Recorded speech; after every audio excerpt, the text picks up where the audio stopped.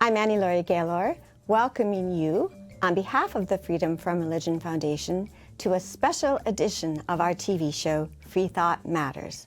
Our guest will be the amazing, legendary feminist icon, Gloria Steinem.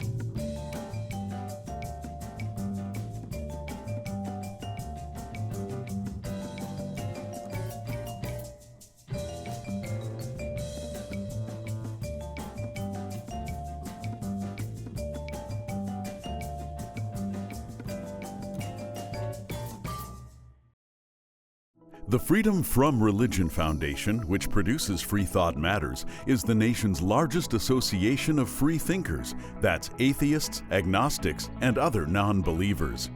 We invite you to join us in our vital work to keep our secular government free from religious influence. Become a member at FFRF.org or ask for a complimentary copy of our newspaper, Freethought Today. Freedom depends on freethinkers.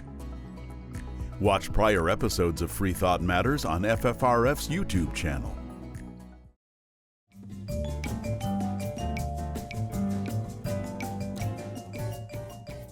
I'm Laurie Gaylor, co-founder and co-president of the Freedom from Religion Foundation. It was my great pleasure to be able to interview the most famous feminist in the world, Gloria Steinem, now 87 years old, at the November 2021 National Convention of the Freedom from Religion Foundation. Gloria Steinem is a journalist, author, founder of Ms. Magazine, and many feminist organizations. We gave Gloria FFRF's Forward Award, reserved for individuals who are moving society forward. No one better deserves that award than Gloria Steinem. Here's our conversation. You will not remember this, but this is not the first time that I've interviewed you. 41 years ago, I had just debuted a feminist newspaper, and there's 2 photographs to prove it, and I think they've been shared with you. You look the same. No, I don't. How is that possible? And Gloria, you even gave me your autograph, and it was in the form of becoming one of my newspaper's first subscribers. So my mother was your biggest fan, and she told me, don't cash it, frame it. But I was hard up. That makes perfect sense. So we did photocopy it, and I've kept it for 41 years. So thank you, and this is very emblematic of what you have done your whole life, going around the country, seeding activism, giving encouragement and support. So I'm just one of thousands and thousands of beneficiaries, so thank you.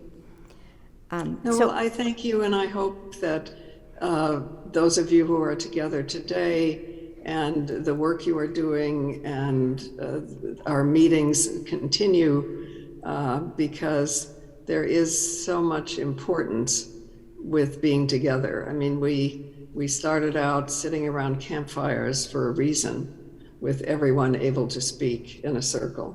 Well, we're certainly having fun today, and sorry you can't be here.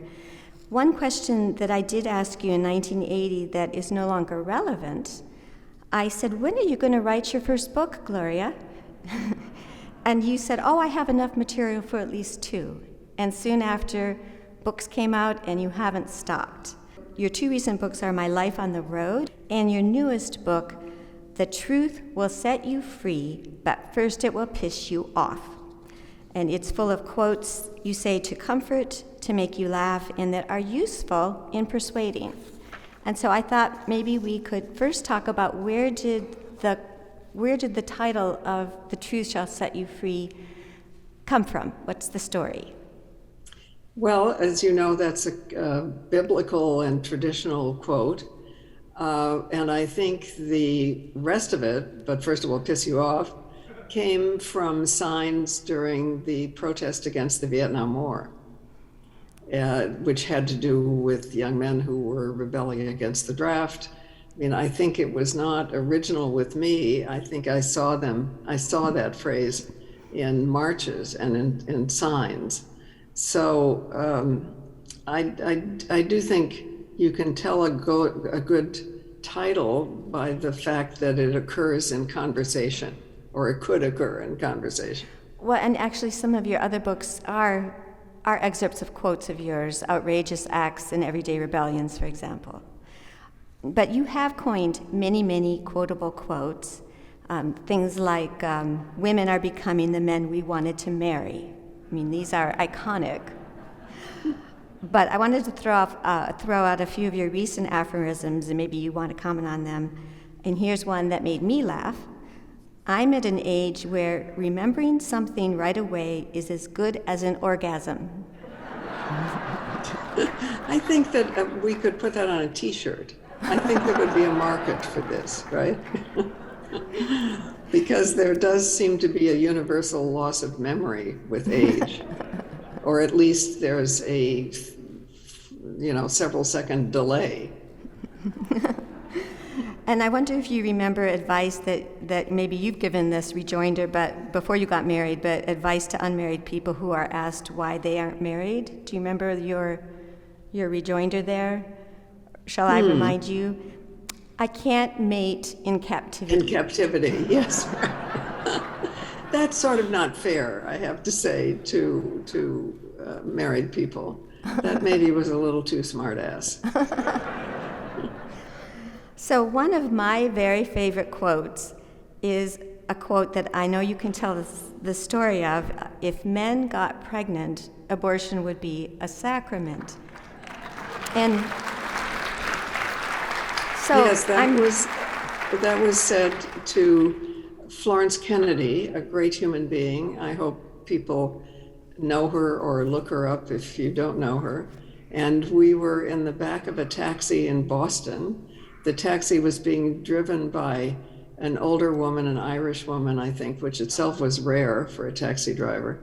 And we were talking about abortion, the struggle with laws. I don't know what our conversation was, but it was the wonderful old Irish woman taxi driver. Her turned around to us and said, "Honey, if men could get pregnant, abortion would be a sacrament." All right. I so wish I had got her name so that she could be credited, because both Flo and I repeated it. It turned out on signs of petitioners at the Vatican. I mean, it's been everywhere, that quote. So since we are here before 540 irreverent people, I want to talk a little bit about religion. And back in 1980, when I interviewed you, I did ask you about religion, and you made a very brilliant comment that I've never forgotten, that also appears in The Truth Will Set You Free, but first it will piss you off. And I don't know if I should read it or if you might remember. It's about the promise of an everlife being an incredible con job. Oh, yes, an afterlife, right, yeah. So go ahead. In order to make you behave in a certain way now for reward after death. I think that was the con job idea. And then you said, it's an incredible con job when you think of it, to believe something now in exchange for life after death. Even corporations with all their reward systems don't try to make it posthumous.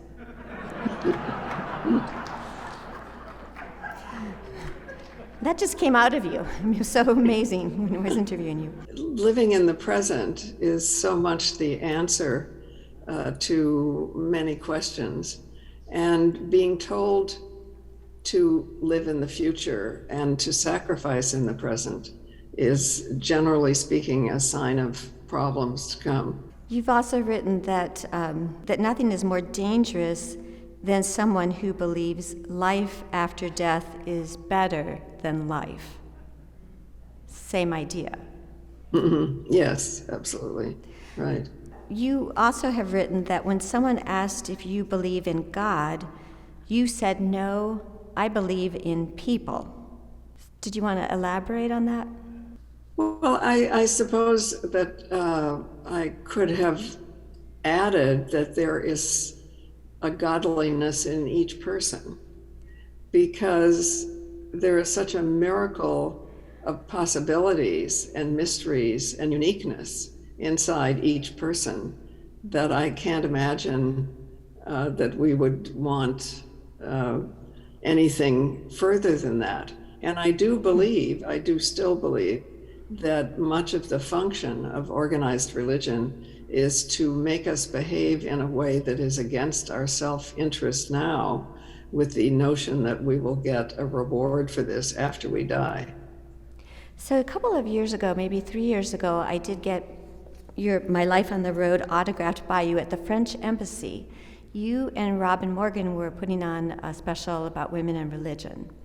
And my husband was talking with you just casually, and you mentioned to him that you had been invited to do a TED Talk, and you had said, I would like to talk about, I think it was the harm of monotheism. And they wouldn't let you. What is the harm of monotheism? What would you have said at that TED Talk? Yeah, I don't know why. I don't want to blame the TED Talk people. Maybe that was an accident. But it seems to me that monotheism gives us an image of God which is necessarily limited. It's not, it's usually white and male for obvious reasons, but even if it were limited in a different way, it would still be a limitation. And I think it is a barrier to allowing us to feel the reverence and the humanity and the uniqueness and the value of each human being. Do you remember, there's an anecdote about how you went to Texas once to speak, and you saw a whole bunch of people holding a sign saying, Gloria Steinem is a humanist, and you thought they were there to greet you and thank you. Yes, it's true. It's absolutely true. I saw these signs outside the building in which we were to have our meeting, and I thought, and when I saw them from a distance, I thought, oh, isn't that great? And then, of course, I came to realize that they were picketers who were objecting to my presence. So you are I definitely think that a was humanist. my first realization that being a humanist was viewed as a negative, that it was anti-God in some way, which I should have known historically, but I did not. So I was amazed, I think it was again in My Life on the Road, where I discovered that you had actually done something that made the Pope intervene and change church policy. Can you tell us about that? In Minneapolis, where there was a Catholic church led by Dr. Harvey Egan, Father Egan, a wonderful human being. He was beloved of the community, not of the local or national Catholic hierarchy, but he had the most popular church in the whole state, so I guess he could not be really disciplined. And he invited me to speak, to give the homily, which I did. And it was a great experience. He was a great man. His congregation was diverse and full of interesting people. I remember it as a great event. You can probably find it online even now. And the next morning when I went back to New York, I opened up my New York Times peacefully with my cup of coffee and discovered that the Pope was personally objecting to non-clergy giving the homily, and that this had been the trigger of it. I was shocked. I certainly did not expect to feel addressed by the Pope on the front page of the New York Times. Well, that's a lot of power you have, Gloria. No, it's a lot of, it's not personal. I think it's a lot of power that rests with each of us and that is perceived as a danger to groups that try to rule us.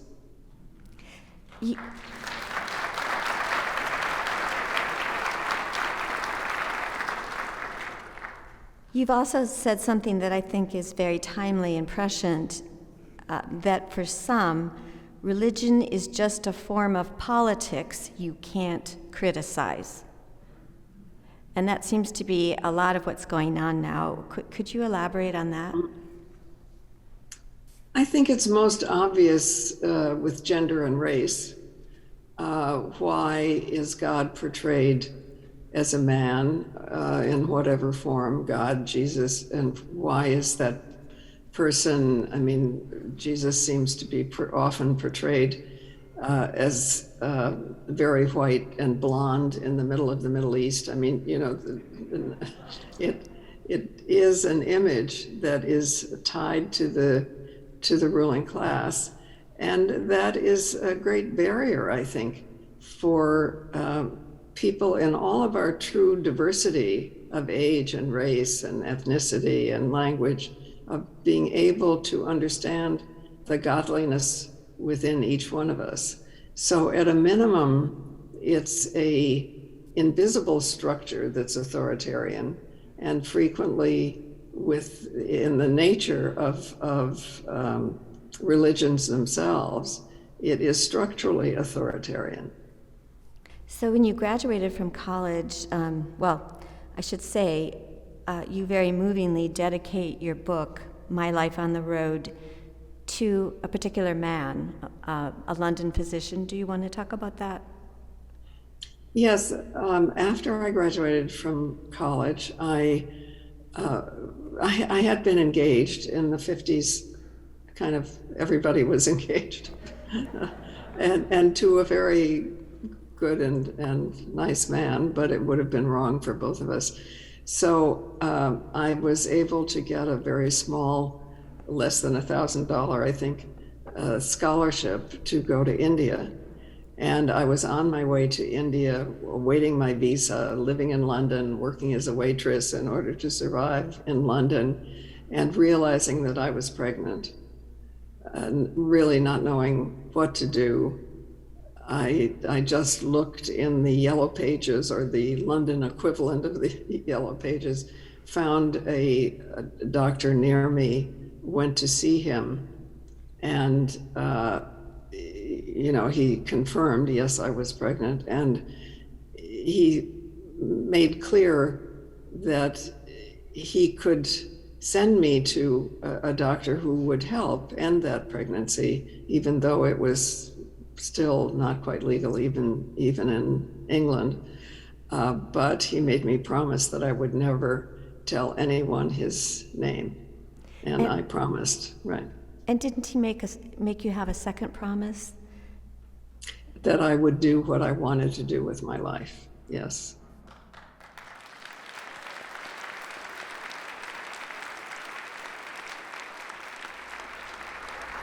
And you have fulfilled that promise, have you not? Well, I hope so. I've done my best. I haven't written as much as I wish that I had written. I've missed opportunities. I have regrets in a way that's probably familiar to many of us. But I don't have a major regret. I mean, there's not a turning point in my life that I regret not taking, or a crossroads at which I felt I took the wrong choice. We'll be back with more Freethought Matters after this. Hi, I'm Ron Reagan, an unabashed atheist, and I'm alarmed, as you may be, by the intrusions of religion into our secular government. That's why I'm asking you to join the Freedom from Religion Foundation, the nation's largest and most effective association of atheists and agnostics working to keep state and church separate, just like our founders intended. Please join the Freedom from Religion Foundation today. Ron Reagan, lifelong atheist, not afraid of burning in hell.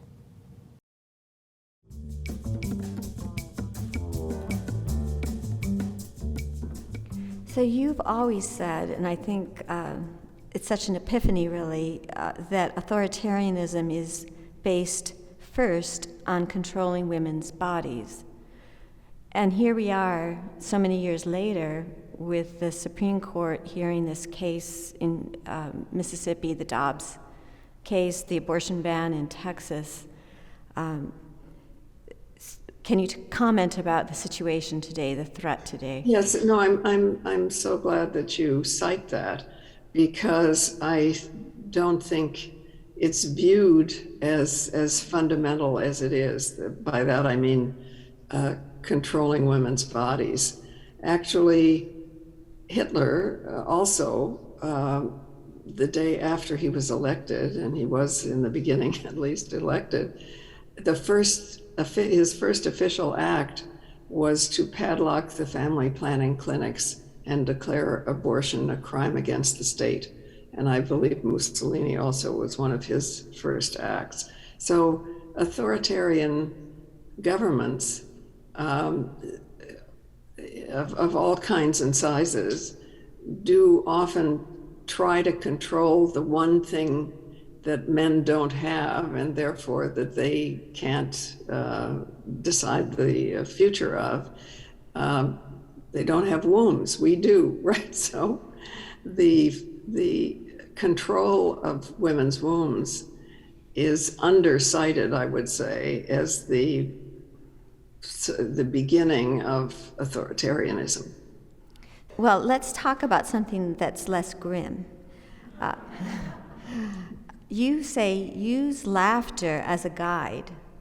Stay away from places where you're not allowed to laugh, even religious ones. You call laughter the best resistance. You can't make anyone laugh. It is not an authoritarian means. You know, you can make them afraid. You can even make them fall in love if they, or believe they are in love if they are dependent for long enough, but you can't make them laugh. So the Native American god of laughter was said to be a spirit who connected this world to the next and who could pierce that veil. So I do think that laughter has a great value. It's a great and helpful test in the sense that we should probably be a little suspect of any place, including religion, that doesn't let us laugh. So your father was very funny, I think. You said that he didn't plan, but he punned. And you talk a lot about your childhood and how it shaped you in My Life on the Road. And there's one thing that I thought was awfully funny. You said that the movie Paper Moon reminded you a little bit of some moments in your childhood with your father, who was an itinerant antique dealer. Mm-hmm. And that he used to coach you in routines to say when you were in public places or places like elevators. He would say, Gloria, if you're not a good girl, you won't go to heaven. And then I was supposed to say, right, but I don't want to go to heaven, Daddy. I want to go with you. And also I was supposed to say to him, and so what did you say to the man? And he would say, in a crowded elevator, you know. So I told the guy to keep his $50,000. It was a father-daughter routine, which I treasured because, of course, I was being treated like a grown-up.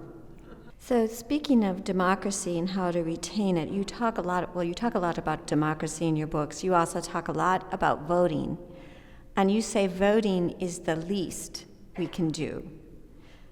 If you don't vote, you don't count. And of course, we've got the midterms coming up. You've always been such a campaigner. Could you talk a little bit more about that? Yes, in a democracy, there is a deep sense in which if you don't vote, you don't exist. It has been treated with condescension, with frivolity sometimes, although people who need it, certainly Trump did his best to make it difficult or to manipulate it, so you get at least a backhanded sense of how important it is. But in literally, if we don't vote, we don't exist. So whatever we can do, making sure that we vote, our family votes, our neighbors vote, working as one of the people who inscribes names at the voting place, you know, from time to time, making sure that voting places are accessible, whatever it is that we can do where we live is absolutely crucial. I mean, democracy is like a tree. It does not grow from the top down, it grows from the bottom up. So speaking of things about voting and things that we can do, you call yourself a hope-a-holic, and I want to know, is there a 12-step for that? I hope not. I hope not, yes. No, because I do think that hope is a form of planning. You know, you can't imagine action that you haven't had some hope of. So hope precedes action. If you're really pessimistic and really down on what's possible, then hope disappears. So I absolutely do think that hope is precious, important, and should be valued more than it is. I think it's perhaps discounted as impractical when actually it's the first step in action. And I think I would like to ask a final question. You get asked a lot, what should I do? What should we do? And I know you have a favorite reply, to make things better. You really want me to give my reply? Mm-hmm, please. Well, it's often my reply is anything you well, please. But, the point is that there are no shoulds, that each person gets to decide that act. Thanks so much, Gloria, for joining us. And thank you for watching Freethought Matters, because Freethought matters.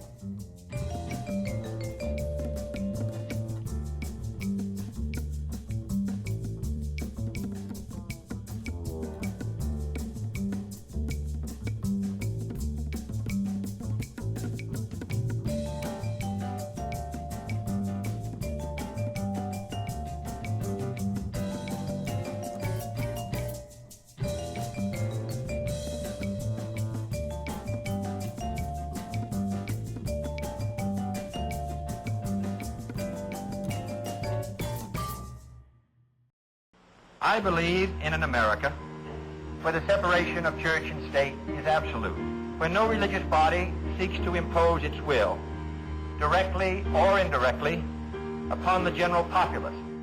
Let's restore respect for America's secular roots. Help the Freedom from Religion Foundation defend the wall of separation between state and church. Join us at FFRF.org. Freedom depends on freethinkers.